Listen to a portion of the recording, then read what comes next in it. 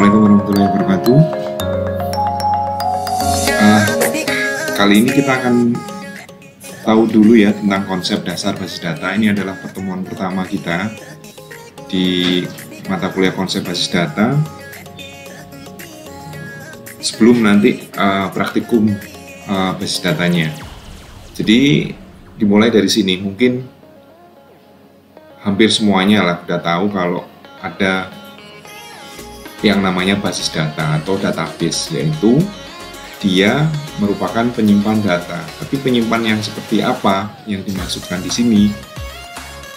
Kita analogikan coba ya. Jadi analoginya sebuah basis data atau database itu adalah sebuah lemari arsip. Dia sifatnya lemari. Lemari itu kalau nggak diisi ya tetap lemari sampai kapanpun, ya kan? Kalau diisi baru dia akan menjadi sebuah penyimpan, kotak penyimpan. Dan di dalam lemari itu, kalau kalian perhatikan, pasti nemu yang namanya kayak skat-skat gitu ya. Jadi di skat-skat itulah nantinya kita akan menata data yang dimasukkan atau menata sesuatu yang mau disimpan di situ. Ada sekat yang memisahkan lemari itu atas bawah, ya kan? Terus di dalam sekat itu juga mungkin nanti ada lagi sekat lagi yang ditemukan untuk menata kembali data-data yang akan disimpan di dalam sekat itu. Nah, kalau dari terminologinya, basis itu adalah markas atau gudang ya, atau pusat gitu ya, tempat bersarang atau berkumpul. Kemudian data itu adalah representasi fakta dunia nyata yang mewakili suatu objek, kayak manusia, barang, hewan, peristiwa, konsep, dan seterusnya. Intinya, data itu representasi fakta. Jadi, dia berupa fakta, bukan berupa konsep. Dan dua kata inilah yang membentuk sebuah kata yang namanya basis data atau database. Kalau diartikan secara terminologi, definisinya itu ada beberapa, berdasarkan sumber-sumber yang berbeda pula. Tapi yang saya cetak tebal inilah yang menjadi keywordnya. Jadi kalau kalian nanti menjawab pertanyaan atau nanti ada ujian, jangan sampai sama persis seperti ini. Kalau saya sarankan seperti itu, tapi bikinlah kata-kata sendiri yang intinya itu seperti ini. Jadi menggabungkan ada beberapa poin ini yang terutama yang cetak tebal. Jadi bukan zamannya lagi kalian disuruh mengisi apa definisi dari basis data, harus kalian isikan himpunan, kelompok, data, arsip, bla bla bla bla bla dan seterusnya. Jadi kita sudah bukan model seperti itu ya, tapi kita tahu dulu keywordnya apa terutama, kemudian kita susun lagi kata-kata kita sesuai dengan bahasa kita sendiri gitu. Jadi tidak harus seperti ini. Ini ada beberapa keyword. Yang pertama adalah kelompok data atau arsip yang dia itu saling berhubungan dan diorganisir sedemikian rupa agar dapat dimanfaatkan kembali dengan cepat dan mudah.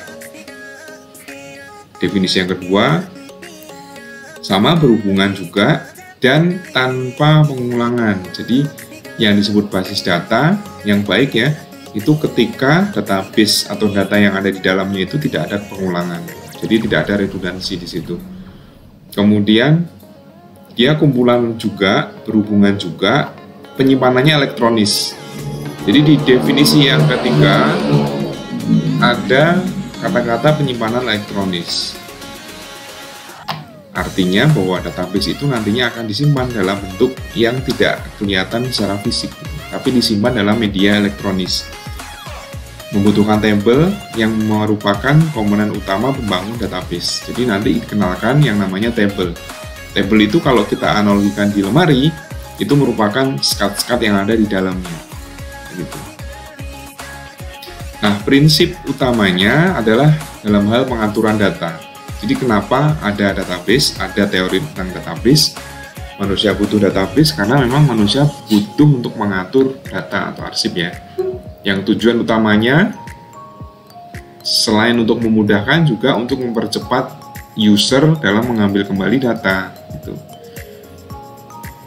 Aktivitasnya pemilahan, pengelompokan, pengorganisasian, data yang akan disimpan sesuai dengan fungsi atau jendelanya atau jenisnya. Kemudian bentuknya ada file, kalau database-nya itu berupa file ya. Kalau kolom, kalau bukan file, kalau dia tabular ya pasti isinya adalah kolom dan baris ya kan. Kalau tabular atau table itu pasti isinya kalau nggak baris ya kolom ya. Seperti itu. Jadi ini antara prinsip, tujuan, kemudian aktivitasnya tidak jauh dari sini. Silahkan yang digarisbawahi, dicetak tebal ini pengaturan pemilahan itu dikembangkan sendiri, karena ini hanya merupakan keyword di sini. Kalian bisa mengembangkan mengatur apa, memilah apa, dan seterusnya. Nah, kemudian ini adalah operasi dasarnya. Jadi database itu dia memiliki operasi dasar. Operasi dasar itu ya operasi yang dilakukan untuk mengelola database itu. Jadi operasinya dia bisa berupa membuat, mengubah, kemudian menghapus, atau mengisi, kemudian mengambil sesuatu informasi di situ berdasarkan keyword tertentu, kemudian memperbarui isinya, dan seterusnya. Jadi macam-macam operasi dasar itu nantinya akan diterapkan di database. Mulai dari create database, ini adalah untuk membuat database baru.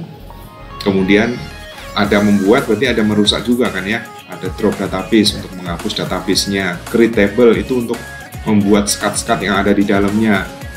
Kemudian drop table juga sama, dia menghapus atau menghilangkan skat kalau dianalogikan menjadi lemari ya. Tapi kalau di sini drop table berarti dia menghapus table. Insert untuk menambahkan, mengisi data baru ke sebuah table, identik dengan penambahan lembaran arsip ke sebuah map arsip. Jadi ibaratnya kalau dianalogan menjadi lemari, insert itu kita mau naruh sesuatu di situ, naruh sesuatu hal baru. Kalau lemari arsip ya dia arsip baru, kalau lemari baju ya dia baju baru gitu. Baju yang sebelumnya belum ada di lemari itu kemudian kita tambahkan, itulah yang dinamakan insert. Kalau query itu mengambil data, jadi mau ngambil data yang seperti apa itu istilahnya adalah operasi query. Jadi kalau kita ngambil sesuatu itu kan ada keywordnya ya, mau yang seperti apa yang mau diambil, misalkan yang mapnya warna hijau, mapnya warna kuning, atau mau pakaian yang mana yang mau diambil. Saya mau ngambil yang misalkan kemeja, itu kan keyword ya, kemeja untuk seragam kerja hari Senin misalkan.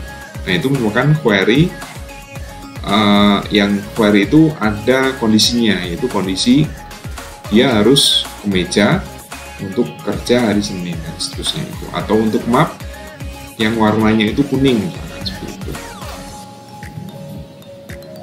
Kemudian objektif atau tujuan database ini adalah kenapa database itu dibuat. Yang pertama adalah karena pengen cepat dan pengen mudah, atau terkait di dalam speednya. Kemudian yang kedua untuk efisiensi ruang atau space-nya. Jadi di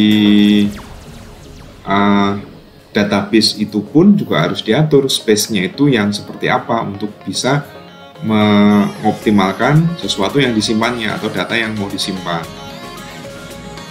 Kemudian keakuratan, accuracy, pemanfaatan, pengkodean atau relasi, ketersediaan, availability. Data yang disimpan itu dapat dipisah, didistribusikan, tapi suatu saat kalau ingin disatukan lagi, ingin dibutuhkan lagi ya dia harus siap kayak gitu. Jadi harus tersedia terus gitu. Tadi yang keakuratan juga sama. Data yang disimpan, ketika disimpan sama yang nanti ketika dipanggil itu harus akurat ya. Jangan sampai ketika disimpan itu nilainya A, ketika diambil nilainya menjadi B, atau jadi AA kayak gitu kan, dia udah nggak akurat lagi gitu. Kelengkapan atau completeness dapat merubah struktur database selain menambah record. Ini juga sama, strukturnya itu bisa diubah sesuai dengan user. Mau scat-nya itu dibuat 3, suatu saat kalau usernya itu pengen dibuat 4 karena database-nya, datanya itu semakin banyak yang mau disimpan, ya dia harus bisa, strukturnya harus bisa disesuaikan. Kemudian keamanan, dapat menentukan pemakai dan operasi apa yang boleh dilakukan. Ini hal penting di dalam pengelolaan database.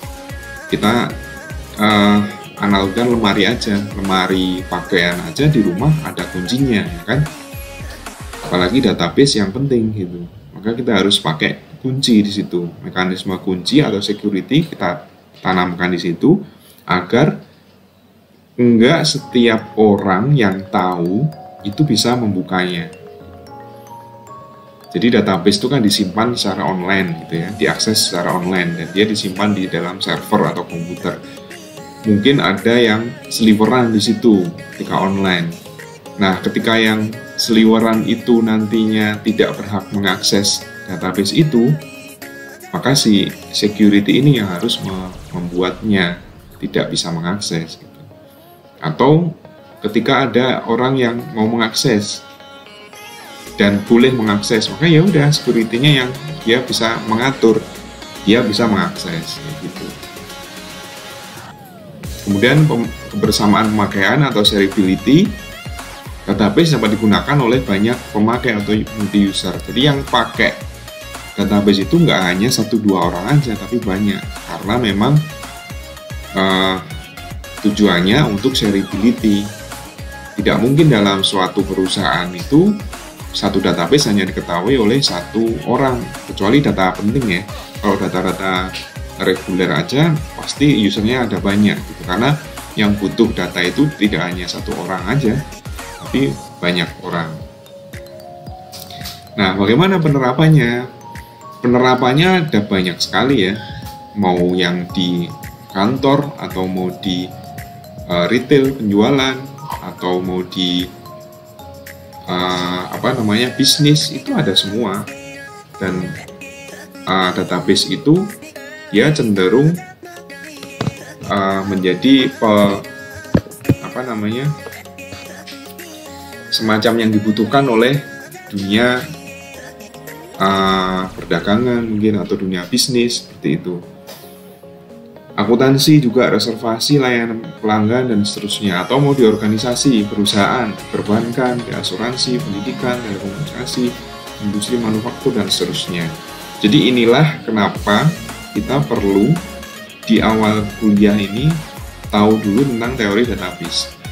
Karena nantinya database ini akan kalian pakai untuk mendukung proyek-proyek yang lain atau mendukung mata kuliah yang lain. Misalkan mata kuliah sistem informasi, nanti ada pemrograman web atau pemrograman mobile, pakai database gitu.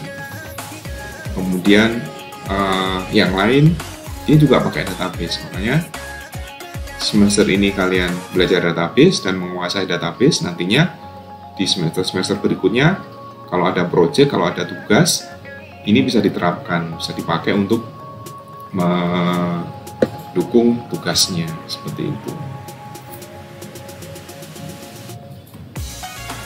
Oke, inilah mata kuliah yang pertama ya.